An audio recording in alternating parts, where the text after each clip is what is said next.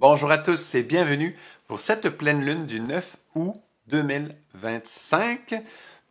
Alors, dans cette pleine lune, eh bien, vous le savez, le triangle bleu des planètes lentes, Pluton qui est entré en Verseau, Neptune qui est entré en Bélier en compagnie de Saturne, Uranus qui est entré en Gémeaux, ce fameux triangle bleu là, de ces trois planètes principales, donc Pluton, Uranus, Neptune, eh bien, il est toujours là et on avait dit, comme ces planètes resteront ensemble en triangle pendant une grande période de 3 ans, même plus, eh bien, il y aura à certains moments des très...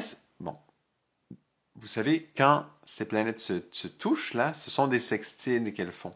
C'est deux signes d'écart qu'il y a entre chacune de ces planètes. Eh bien, à certains moments, ça va se poursuivre, ça. Eh bien, c'est un moment comme ça, et ça dessine presque un hexagramme, une étoile à 6 branches. Il manque un seul endroit, parce que Mercure s'est ajouté en Lion et Mars s'est ajouté en Balance. On avait dit ça. On en avait déjà eu il y a quelques mois, quelque chose comme ça. Mais c'est la première fois où ce presque hexagramme se produit et que toutes les planètes lentes, Pluton, Uranus et Neptune, sont passées dans le signe suivant. On se rappelle qu'elles changeaient de signe, sont maintenant vraiment dans les signes de feu et d'air. Et voilà que ces planètes-là aussi, Mercure et Mars, donc Mercure est tout début Lion, rétrograde à 4 degrés de mémoire, et Mars à 1 degré, si je ne me trompe pas, là, en balance. Et donc vraiment, toutes ces planètes sont vraiment en signe d'air et de feu, ça y est. C'est tout nouveau, c'est la première fois parce que ça fait très peu de temps qu'Uranus est entré en Gémeaux. Et donc c'est la première fois qu'on voit ça, alors que vraiment tout est en signe de feu et d'air.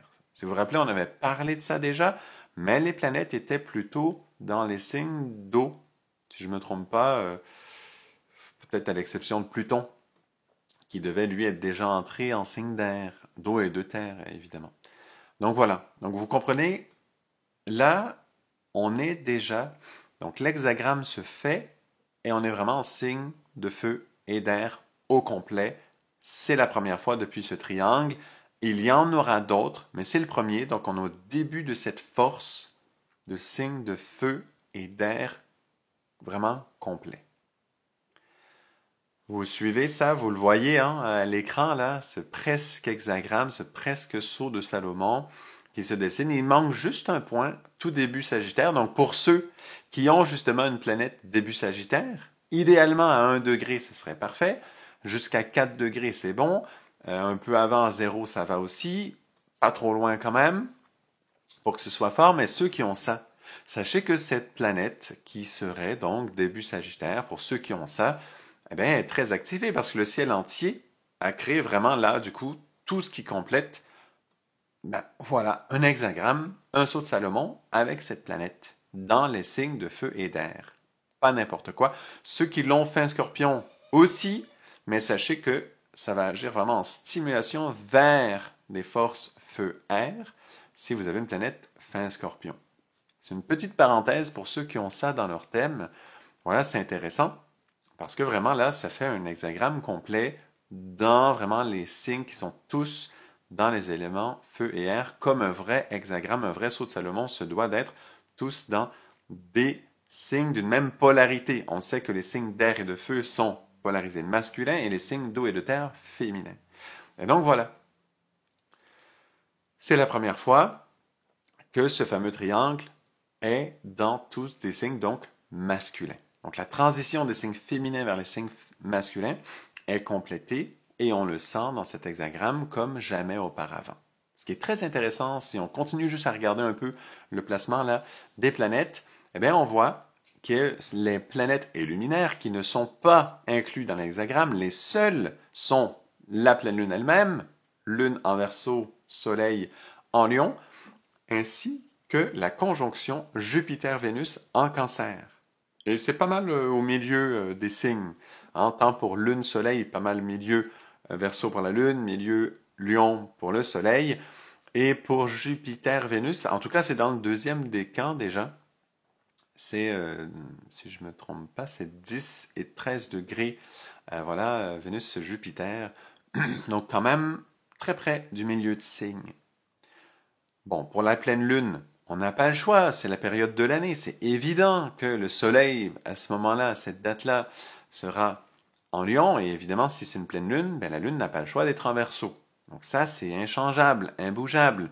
Si on a ça à cette période de l'année, évidemment, c'est impossible que ces forces soient ailleurs. Et d'ailleurs, si on en parle maintenant de ça, de ce presque hexagramme, c'est parce qu'on est dans une pleine lune. Donc voilà. Donc ça, de toute façon, on ne peut pas faire grand-chose. On aurait pu attendre que la Lune, bon, par exemple, justement, soit à 1 degré du Sagittaire. Et comme ça, on aurait complété l'hexagramme. Je comprends. Mais on travaille avec les pleines lunes. Donc voilà, c'est simplement pour ça. Hein. La Lune n'y est pas. Elle aurait pu l'être, elle n'y est pas. Parce qu'on travaille en pleine Lune comme ça. Vous voyez? Et donc, on le sait aussi que cette Lune-là peut compléter. Elle bouge rapidement. Elle aurait pu compléter. Hein? Parce qu'elle n'est même pas utilisée en plus dans cet hexagramme. C'est quand même un hexagramme puissant parce que ce ne sont que des planètes.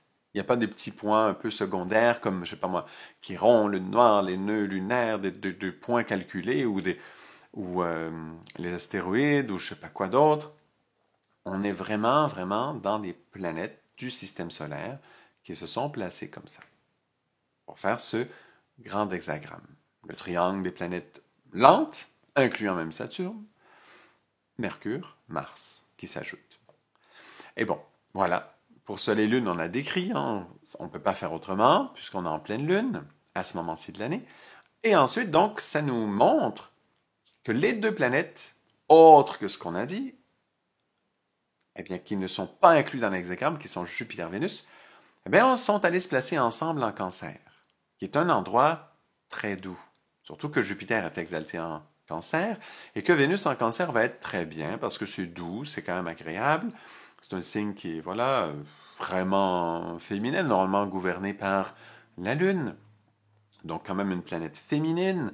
Donc, Vénus, qui est aussi une planète féminine, se trouve quand même bien dans cet endroit. Et on comprend que c'est un endroit très réceptif. Et on voit bien qu'il y a une polarisation très grande entre l'hexagramme en signe masculin, de feu et d'air, et cette conjonction Jupiter-Vénus en signe quand même, pour le cas très féminin, puisque Vénus s'y trouve, et c'est un signe gouverné par la Lune, qui n'est pas non plus dans l'hexagramme, la Lune. Vous comprenez? Et donc, ça nous fait sentir qu'il y a en nous une force extrêmement réceptive, alors qu'en réalité, il y a une force masculine qui remplit le zodiaque. Eh oui. Et c'est la différence. Bon, c'est un détail astrologique, je ne vais pas vous en donner trop, là, ça fait trop après. De notions pour certains, ça nous perd, là. Ça devient trop. Donc, je pourrais pousser cette explication, pourquoi je mets l'accent sur ça beaucoup plus, mais ça ferait trop de théorie pour beaucoup de personnes. Donc, on va laisser tomber ça. Mais, en tout cas, comprenez que c'est quand même très important de sentir exactement ce que je viens de dire. C'est ça un peu le résumé de tous ces points astrologiques-là. C'est que vraiment, la conjonction Jupiter-Vénus, il y a une force en nous très réceptive, alors que le ciel remplit d'une énergie masculine, quelque chose de nouveau descend. Vraiment.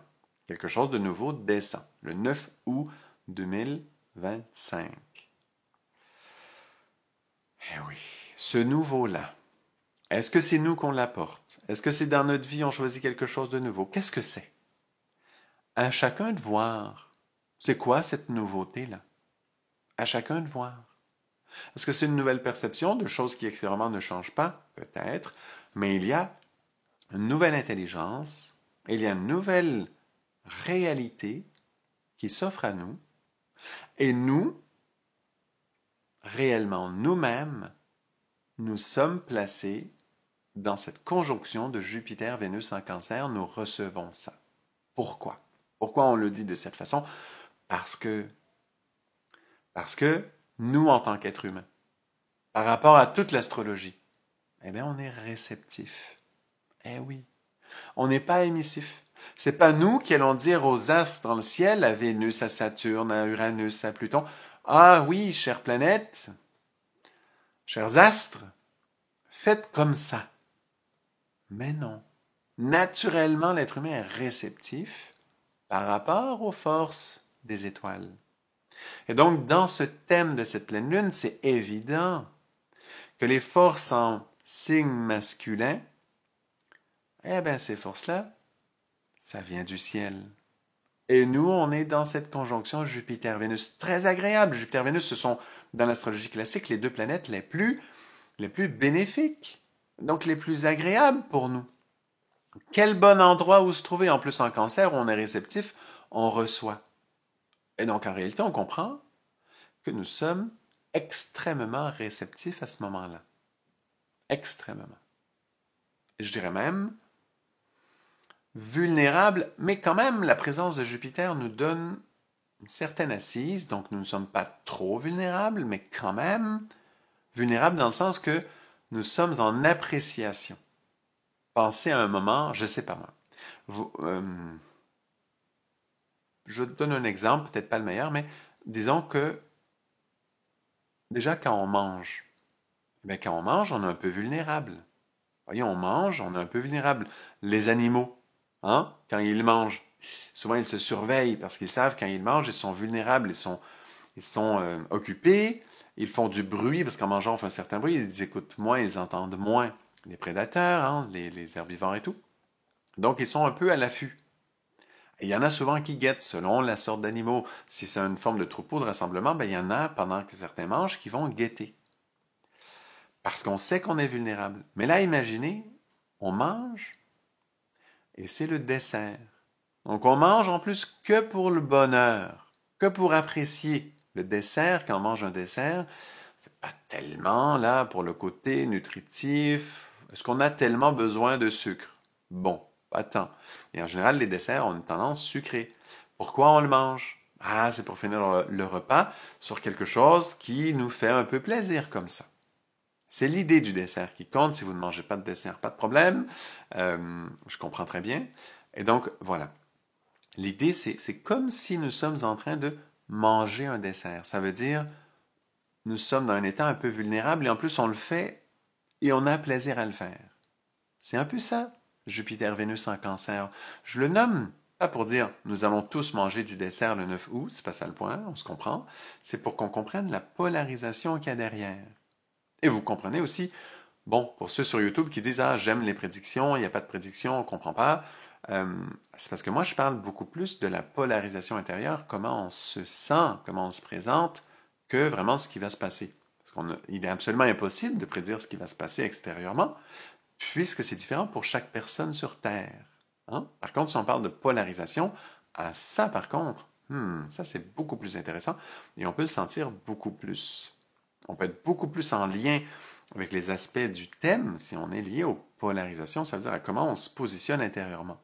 C'est pour ça que je parle de cet état comme si on mange un dessert. Eh oui, on est vulnérable et en plus c'est quelque chose qu'on fait pour le plaisir. Parce que c'est ça, Jupiter et Vénus ensemble, c'est quelque chose de très plaisant. Et en Cancer, on reçoit, on mange quelque part. On est en train de recevoir quelque chose. C'est bon? Vous le sentez, vous le voyez? Et donc, on est comme ça. Et pendant qu'on mange, qu'on reçoit, eh bien, il y a une force masculine très, très grande, organisée du ciel, qui descend.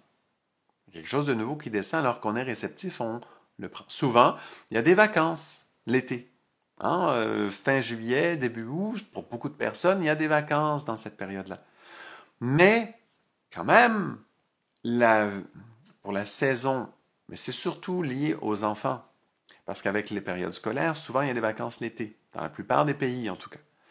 Et donc, il y a des formes de vacances scolaires, pas partout évidemment à ce moment-là, mais quand même assez souvent.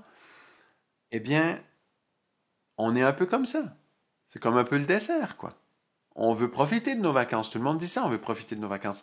Mais c'est un peu la même polarisation. On profite d'eux, et par contre, là, on est dans cet état, mais il y a une nouvelle force qui s'ajoute. Peut-être pour l'année qui vient, justement, qui sait. Ça va dépendre de chacun. Il y a une force nouvelle qui s'ajoute de ce grand presque hexagramme, et pour ceux qui ont une planète surtout à 1 degré Sagittaire, mais autour de ça, c'est encore plus fort. Ça fait un hexagramme complet, du coup. Eh bien, il y a une force nouvelle qui s'ajoute. Eh oui. et qui va remplir notre vie. Alors, si on a un conseil à donner pour cette période, c'est attention. Alors qu'on profite de nos vacances, alors qu'on mange notre dessert, on mange une glace, tiens, hein? Une crème glacée, là. On mange une glace, quelque chose de doux, on choisit quelque chose pour l'agrément. Nous sommes dans cette polarisation-là, très solide, il y a une vraie place pour qu'on se sente là. Eh bien, il y a une force nouvelle qui descend à ce moment-là. Alors, le conseil, c'est attention à quelle force nouvelle on reçoit. Ça inclut qu'est-ce qu'on laisse entrer dans notre imagination pendant cette période-là. Qu'est-ce qu'on laisse entrer là dans notre vie pendant cette période autour du 9 août 2025. Évidemment, donner de la marge 2 semaines avant, 2 semaines après. Donner du temps autour de ça, vérifier. Il y a une force nouvelle qui descend, qui va changer notre vie en fait. Ben oui, parce que cette force nouvelle-là va nous influencer pendant très longtemps. Là. Le presque hexagramme ou l'hexagramme quelque part qui se dessine, puisqu'on a déjà 3 planètes qui vont durer pendant plus de 3 ans à soutenir. Déjà, c'est la moitié d'un hexagramme, 3 planètes. Vous comprenez? Là, quand on dit Pluton, Uranus, Neptune qui sont comme ça en sextile tous, ben, c'est déjà 3 planètes. Ça veut dire que c'est très rapide pour le ciel de créer des hexagrammes comme ça. Et là, le changement de signe est fait. Ces 3 planètes étaient dans les signes d'eau et de terre. Ben là, elles ont toutes entré dans les signes de feu et d'air. Donc, il va en avoir d'autres. Donc, cet hexagramme, il va pousser les débuts de signes d'air et de feu. On va apprendre à les connaître, là. On a 3 ans de ça. Il y a une vie nouvelle qui descend sur nous sur Terre. Il y a une intelligence quelque part du ciel, hein? Pas des humains. Les humains réagissent après et font des choix. Mais l'intelligence, la force nouvelle qui vient, elle vient du ciel. Et dans cette pleine lune du 9 août, on est réceptif à ça pour la première fois. Dans ces signes d'air et de feu nouveaux. Ah, il y a une vie nouvelle qui descend et là, on la sent pour la première fois. Ceux qui sont très sensibles, ceux qui ont la chance que cette force vienne les visiter fort, eh bien, vont déjà ressentir ça. Là, on est au courant, on se le dit. Ça sert à ça, l'astrologie. On le sent, on le voit. Ah, mais ça s'en vient, mais c'est là, ça y est, c'est maintenant. Eh oui, cette pleine lune du 9 août, c'est un moment où on le sent. Mettez 2 semaines avant, 2 semaines après, pour vous donner une belle période pour ressentir ça, vérifier ça. Peut-être qu'au moment où vous écouterez cette vidéo, vous l'aurez déjà reçue, en fait. Et c'est correct. Pas besoin d'être la date exacte. Non, non, non, non. Les forces du ciel sont là. Et selon nos cycles à nous, ça arrive à des moments différents. C'est normal, ça. C'est très normal. Voilà.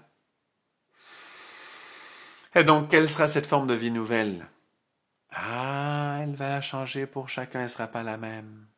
Pour l'instant, on ne va pas trop la décrire aujourd'hui. On en reparlera, il y en aura d'autres, des moments où il y aura des hexagrammes et des presque hexagrammes. Il suffit qu'il y ait 2 planètes qui se placent de plus, et ça y est, il y en a. Il va en avoir d'autres. Mais c'est la première fois. Tâchez de ressentir de ce dont il s'agit. Et bien sûr, pour ceux qui sont dans le parcours astrologie.life, le lien est dans la description de la vidéo, si jamais, eh bien là, on va en parler, on va aller plus loin. Je ne sais pas comment encore, cette vidéo-là n'est pas faite, on verra bien. Mais là, déjà, on va commencer à aller plus loin. On va creuser plus, on va oser nommer ça un peu mieux, un peu plus. Et on va s'en approcher davantage. Mais déjà pour tous, sur YouTube, là, une force s'en vient. Et à nous de l'accepter avec respect. Si jamais elle vient et elle est désagréable, elle nous force, elle nous oblige, elle nous amène à un endroit où on ne veut pas aller, eh bien, il faut réfléchir à comment je pourrais vivre la même énergie, mais d'une bonne façon. Parce que ce n'est pas la chose extérieure qui va se montrer à nous, qui peut être la messagère de cette énergie-là, qui définit l'énergie en question. Eh non. Et si cette force se manifeste à nous, vient nous rejoindre sur Terre de façon désagréable, à nous de se poser la question, mais pourquoi? Comment ça se fait que je ne peux pas recevoir cette force de façon agréable alors que j'étais en train de savourer ma crème glacée, ma glace, vous comprenez? Mon dessert, mes vacances. Eh oui, pensez-y. Pourquoi je ne peux pas recevoir cette force d'air et de feu de façon simple, agréable? Pourquoi je ne peux pas que construire sur ça? Et là, il y a quelque chose à aller placer. Parce que c'est possible. Mais oui. Et si dans le monde, il y a des drames qui descendent, sachez que c'est cette force qui descend, mais pour l'instant, on n'a pas pu la recevoir de façon agréable. Malgré que nous étions en vacances, en train comme ça, d'être réceptifs, de ne pas se méfier. Comme un herbivore, là, cette force peut venir comme un prédateur, nous dévorer même. Il faut faire attention. Il faut choisir un peu, il faut vérifier. Et surtout, il faut souhaiter que cette force, si elle se présente et elle vient comme un prédateur, souhaiter qu'elle se transforme en quelque chose de positif le plus vite possible, parce que cette force, en réalité, est belle, elle est saine, elle est puissante. Elle est là pour faire avancer l'humanité, pas la dévorer. Mais si on n'a pas préparé le terrain suffisamment, si dans notre destin personnel, eh ben, c'était présenté et préparé pour que cette force, quand elle descende, bon, on n'a rien préparé. La prochaine force masculine qui doit nous atteindre doit se présenter de façon un peu vorace. Ben, on va perdre 2, 3 plumes. Mais il faut savoir que cette force ne s'arrête pas là. À nous de faire le travail intérieur qu'il faut, de comprendre les choses, d'éclairer les choses, de traverser cette petite étape pour continuer à recevoir cette force dans une façon positive après. Cette force est là pour nous inspirer vers une vie nouvelle, encore une fois, vers ces terres du Verseau, qui amènent énormément de lumière, puis on parlait des qualités de lumière qui nous amènent vers ça, évidemment. Bon, je m'arrête sur ça, sur YouTube, ceux qui veulent approfondir, aller dans des détails plus intimes, plus profonds, plus même spirituels, ceux qui ont envie d'ouvrir davantage, ben venez dans le parcours astrologie.life, on ira plus loin. Mais là, pour maintenant, on va le laisser comme ça. De toute façon, on y reviendra sur ces forces de feu et d'air. Voilà. C'est bon? Si vous avez des questions, n'hésitez pas. Moi, je réponds à tous les commentaires. Ça prend un bout de temps, je ne réponds pas tout de suite, mais je réponds par contre à tous les commentaires, sans exception. Donc, n'hésitez pas. Si vous êtes resté un peu trop sur votre faim, n'hésitez pas à poser la question. On verra bien quand on peut répondre. Et si vraiment vous voulez les informations plus, allez dans le parcours astrologie.life. Honnêtement, de toute façon, c'est une très bonne plateforme. Il y a beaucoup d'autres matériels qui vous plairont sans doute. N'hésitez pas à le faire. Voilà. Pourquoi je m'arrête comme ça sur YouTube? Parce que là, les sujets qui sont derrière ça sont très vastes. Vous comprenez? Ça ne nous affecte pas tous de la même façon. En général, l'écoute de la plupart des gens sur YouTube, à quel point ils ont envie que ça ouvre dans des plans vraiment très larges? Pas tout le temps. Donc je m'arrête sur ça. Déjà pour plusieurs, ça suffit. Et donc donner trop, des fois, c'est pire. Voilà. Bon, je ne vais pas vous redécrire le parcours, à quoi il sert dans son ensemble et tout, hein? Mais il existe et il a un but très grand et il est bien placé, sachez-le. Je prends bien soin de ça. Voilà, en tous les cas. Merci pour votre écoute. À très bientôt pour la suite.